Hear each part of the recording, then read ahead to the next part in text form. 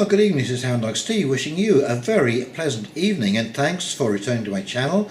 Now I came across a really interesting think piece by a chap called Robert Gore, and it's called How's That Alternative Reality Working Out For You? And it's kind of a follow-up to my last video, and this is very much along the lines of that idea that you can paper over a lie, but you cannot paper over the consequences of that lie. And we are now seeing the consequences starting to show up. The cracks are starting to appear at the edge of this system, and of course, you can tell everyone that it's just fine, but if you don't have a job, if you didn't have supper tonight, or if your parents had to send you off to school without breakfast, it's pretty hard to believe that everything is rosy. And that is what we're being told, that our lords and masters and institutions know all of the answers and what is best for us, but yet it's interesting that our life seems to be getting worse and worse, and their life is getting better and better. It's almost a kind of neo-feudalism.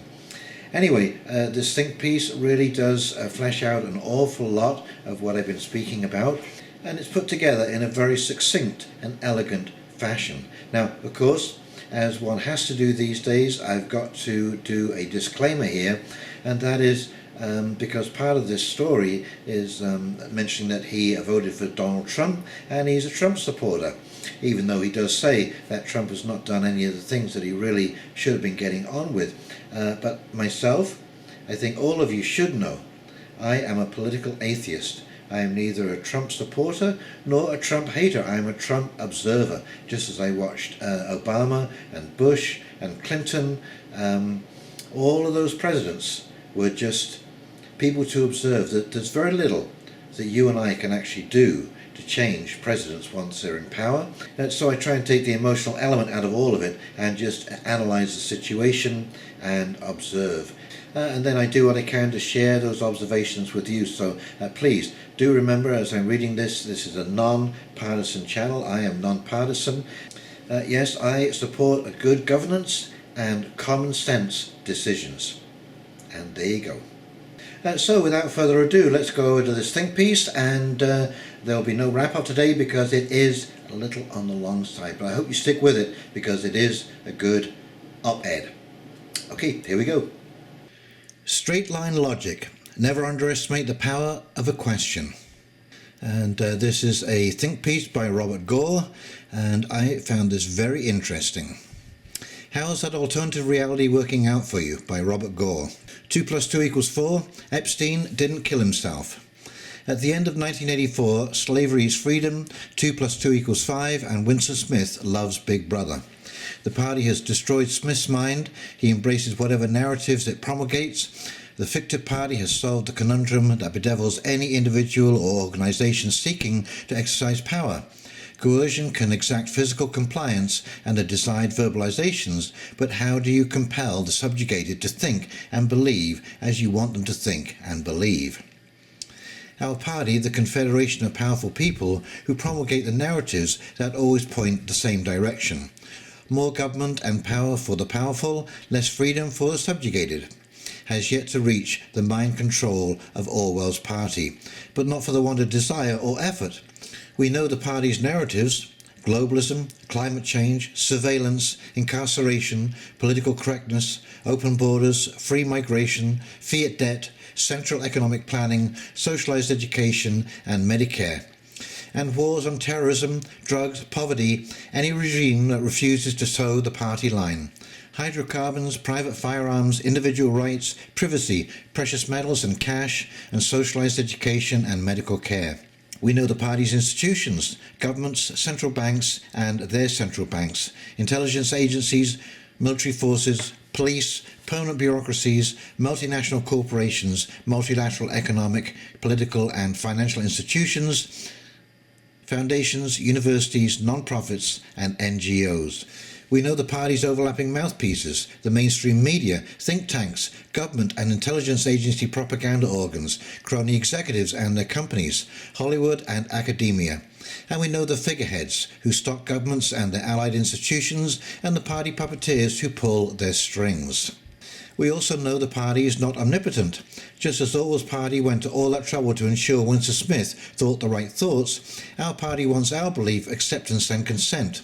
Control is far easier to exercise on a population that accepts being controlled and gives carte blanche to its controllers. That Donald Trump, who occasionally tells inconvenient truths, has done precisely little to actually change the way the government operates. Elicits paroxysms of spastic rage, shows just how important it is to the party that we all think the right thoughts. There are two problems with the party's narrative management: the people who don't believe it and the people who do. In the party's perfect world, it would have a monopoly on information and interpretation. However, it's battling a trend that began with the invention of writing, the ever-increasing availability and dispersion of information. The latest untoward development is the internet, which allows virtually anyone to disclose a secret, reveal a lie, express an opinion, satirize, post a photograph or a video, or otherwise challenge party narratives. The many that wither under internet scrutiny reveal the party for what it is: a serial, unrepentant liar. Looking at threats to or from the internet, intelligence agency surveillance, state censorship, and social media companies' exclusion and elimination of disfavoured political views, there is cause for concern. The threats are certainly threatening, but looking at what the internet has already wrought argues against total despair. 20 years ago, the whole concept of a deep state was fringe, a notion embraced only by kooks and so-called conspiracy theorists. There was an American deep state with international connections, and it had been running the country since at least World War II. But it really was deep. Few people on the outside were aware of it. Now the phrase is routinely cited by the president, deployed every day in the alternative media, and even the mainstream media occasionally use it. In fact, the mainstream media has gone from denying the deep state to telling us what a great thing it is, the last bulwark against a Trump dictatorship. So the witnesses against Trump in the House impeachment hearings aren't State Department bureaucrats in love with their own deeply flawed Ukraine policies, protecting themselves and their Democratic cronies from revelations of involvement in Ukraine's rampant corruption, and using second, third and fourth-hand conversations in an attempt to depose the elected president. No, they're heroes. However, unlike the not-too-distant past when both bureaucrats and mainstream media commanded a certain respect among most of the populace, the House impeachment hearings got shredded in real time by the alternative media. Somewhere between 45 to 50% of the population refuses to believe what they're told to believe, and that percentage is always growing. Once you understand the con, you don't go back to believing it. Even a few Democrats recognize that the hearings flopped and have suggested a face-saving motion to censure Trump rather than refer the case to the Republican-controlled Senate, where it would be a non-stop embarrassment. To counter the Epstein didn't kill himself meme that's run riot on the internet, Attorney General William Barr recently restated the official conclusion that Jeffrey Epstein's death was suicide by hanging, resulting from a perfect storm of screw-ups. This perfect storm of unlucky oopsies include Epstein being taken off suicide watch not long after a previous suicide attempt and shortly before his successful suicide, suggestions that the first attempt may have actually been an assault via attempted strangulation inflicted by someone else, two security guards simultaneously falling asleep on the job when they were supposed to be checking on Epstein, one of those guards not even being an actual security guard, security footage of two cameras outside Epstein's cell being unusable due to a mysterious technical glitch, at least 8 bureaus of prison officials knowing Epstein wasn't meant to be left alone in his cell and leaving him alone in his cell anyway, Epstein's cellmate being transferred out of their shared space the day before Epstein's death, Epstein signing a will 2 days before his death, unexplained injuries on Epstein's wrists and shoulder reported by his family after the autopsy, and a forensic expert who examined Epstein's body claiming that his injuries were more consistent with homicide than suicide. It was years before those who questioned the Warren Commission's conclusions didn't have their sanity questioned. Now, within 4 months of Epstein's death, the Attorney General felt compelled to respond to the internet and the alternative and social medias it has spawned. Barr didn't change a single mind. The meme is still viral, but he has prompted a new SLL word coinage for any effort by the powerful to whitewash their own lies and corruption: Epstein-Barr syndrome, or EBS. Thanks to the internet, those of us who are paying attention know our party's narratives, institutions, mouthpieces and personal are evil to the rotten core. We don't know all the details, but we don't have to. The incontrovertible truths we have are enough. Epstein could have disclosed devastating truths about party pedophiles, perverts and pimps, and we've been Epstein-barred too often to believe he killed himself. Once your eyes are opened, they stay open, and you become an expert at spotting EBS. You reflexively reject party propaganda and, by implication, the party itself. Popular discontents and protests, some violent, are breaking out all over the world. A number of causes have been cited: corrupt governments, wealth inequality, domestic interference by foreign governments and institutions, rising taxes, fees and the overall cost of living, and disconnected politicians, bureaucrats and institutions. While all of these undoubtedly play a role, there's one constant that is rarely cited. The people are fed up with the lies. They're enraged by the hidden agendas, incompetence and evil the lies are meant to hide. The Chinese government is typical. It rests on lies. You don't need to censor the internet or institute a social credit system if the truth is your lodestar. It has told a whopper regarding Hong Kong that a totalitarian system can accommodate a second system that confers substantially more freedom. Undoubtedly, the US and British governments are covertly encouraging Hong Kong protesters and are trying to capitalize on the Chinese government's discomfiture. While the Chinese government regards the outside influences as illegitimate, it cannot tolerate a free Hong Kong, even were the protesters to stop, because a substantial portion of their own billion-plus repressed citizens would get wind of it and ask why they cannot enjoy the same freedom. If China finds the protests of around 2 million Hong Kong residents troublesome, protests from even 1% of mainland Chinese, roughly 10 million people, would be a nightmare. Freedom and totalitarianism are self-evidently incompatible, and sooner or later the Chinese government will try to impose its system on Hong Kong. That's the truth it cannot tell. The protests may serve as the pretext, or there may be some sort of creeping consolidations before the one country, two systems charade ends in 2047. Either way, Hong Kong's days as a semi-free enclave are numbered. Its citizens know it, and that's the main fuel for the current conflagration, regardless of what the American and British governments are doing to fan the flames. As I say on the welcome page of Straight Line Logic, the truth always threatens those whose power and wealth rests on lies. Through history, that has meant governments and those who align their fates with governments. However, the unbelievers may not be as big a problem for the party as the believers. Morons. I've got morons on my team. The party has morons on its team, those who still believe its narratives. It doesn't matter if the true believers are PhDs, Mensa members or billionaires in real-world intelligence, they're not the sharpest tools in the shed. The problem with having morons on your team is that they're, well, morons. They're the party's allies. They're too stupid or lazy to figure out the world they live in and aren't going to get their first clue until the handouts stop. As collapse accelerates and reaches full fruition, the ranks of the disbelieving and cynical will only grow. You quit believing when you're starving. The party's already faltering mind control effort will fail even among the morons. Most of the PhDs, Mensa members and billionaires who profess belief know the con but go along with it for self and power. They have everything but principles and will spout party proper speak as long as it is in their interest.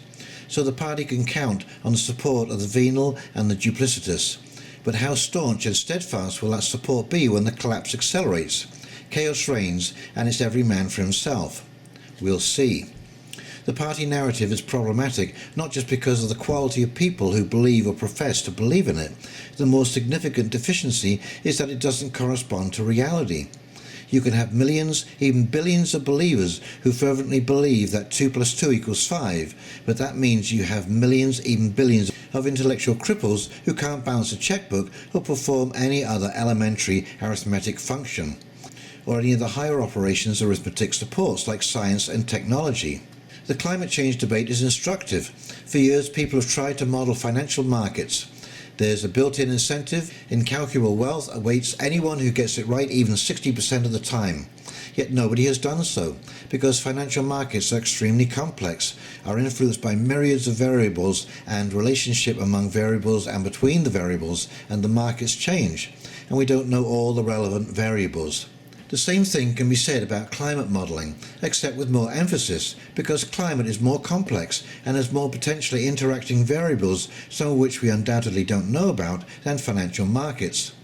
Climate models should be considered inherently unreliable, and models that purport to explain and predict climate based on one or two variables laughably so. If we can't predict financial markets, we certainly can't predict climate. The state of human knowledge and predictive acumen just isn't there.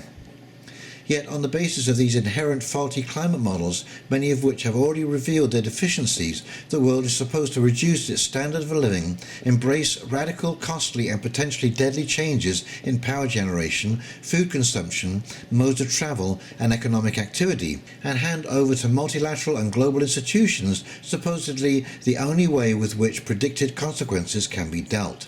The problem with morons and what they believe is that reality-based non-morons can't wall them off to live with each other and the consequences of their collective irrationality and neuroticism. They insist we live according to their moronic dictates. Conflict is inevitable. However, the quality of the two sides will be far more important than their quantity. The party got what it wanted from Winston Smith, a dolt who believed its self-contradictory narratives, but wasn't much good for anything else. It's not clear if it was even economically worthwhile for the party to keep Smith alive. As a dolt, could he produce more than he consumed? In the coming conflict, one motivated hacker rebel will be worth at least 10 million Winston Smiths. A military specialist rebel able to organize and lead guerrilla operations will be worth at least 1 million Winston Smiths. And any rebel who refuses to be Epstein barred, sees through the party's narratives, fights its dictates and has unwavering dedication to the truth will be worth at least 100,000 Winston Smiths. Postscriptum. Hardscrabble Farmer is a New Hampshire farmer who regularly posts his own articles and comments on other people's, including mine, on the Burning Platform website. He also makes the world's best maple syrup. He commented on TBP about this post, and I thought his comment and my response should be up on SLL. Hardscrabble Farmer. I've read a lot of your work and recognise your voice in each piece, but lately it's become both more accessible and, what's the word I'm looking for, militant. Yep, that's it. I get the feeling you've crossed some personal Rubicon in your thinking. That is an incredibly perceptive comment, and you hit a couple of nails right on the head. To the extent there's a Rubicon, it's been Trump. He has said some of the right things, first as a candidate and then as a president, things I agree with and prompted me to vote for him. Most importantly, he's questioned US interventionism and endless war. He's also challenged political correctness on immigration, identity politics, transnational trade deals, regulation, the media, the Federal Reserve and the bureaucracy, amongst other things. Inspiring as all that has been, he has accomplished very little, like Uncola and many others. I'm not sure if that's because he's a deep state plant or because of intense deep state opposition. In the long run, it probably doesn't matter. The debt grows, the military's budget grows, the government grows. We have more, not less troops in the Middle East, our civil liberties shrunk, and so on. An ever-ending litany of the failures of modern governance. The Trump presidency has turned 3 suspicions into convictions. The problems America faces cannot be solved via conventional politics. No matter who we elect, we are amidst the 4th turning collapse. And that collapse offers the only hope that something better might emerge. From those convictions emerged the militancy. I'm 61 and not getting any younger. If collapse is inevitable, bring it on, and start preparing for what comes afterwards.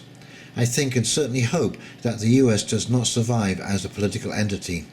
Break it into enough pieces so that at least one of those pieces can be a haven for those seeking their freedom and liberty. I'll be the first to sign up. That doesn't necessarily have to be a violent process, but I'd be surprised if it wasn't. I don't want to fight, but if fight we must, fight I will. I'm in it to win, and I want to see it happen while I'm still alive.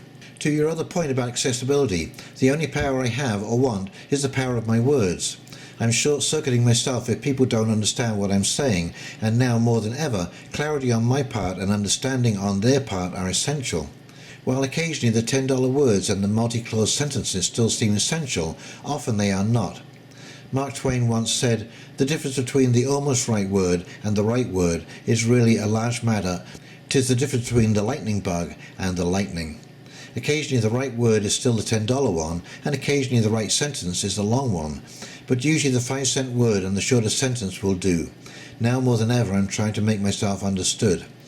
Well, I hope you enjoyed it as much as I did, and if you did, please like, comment and subscribe below. And in the meantime, this is Hound Dog Steve signing off, wishing you a very pleasant evening, and we'll talk very, very shortly. See you now. Take care. Bye.